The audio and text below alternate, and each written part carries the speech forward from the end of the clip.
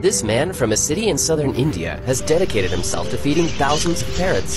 வணக்கம்மா, நான் ஒரு சாதாரண camera repairer. He describes how it all started. சுத்தி மதில் சுவர் சுத்தி அப்படியே வைப்போம். அதுக்கு சாப்பிட்டு இருக்கோம், அந்த புறா காக்காலாம் அப்படியே. As his idea started to take off, a large number of them started flocking to him, and he expanded his operation. பத்தாது போல இருக்கே, என்ன பண்றது? நீ ஐடியா பண்ணும்போது குறுக்க ஒரு 15 பழகிய குறுக்க போட்டோம். குறுக்க போட்டு அதுல வச்சிட்டோம் அப்படியே. While he routinely feeds thousands of birds, he recalls the time when there was a huge spike.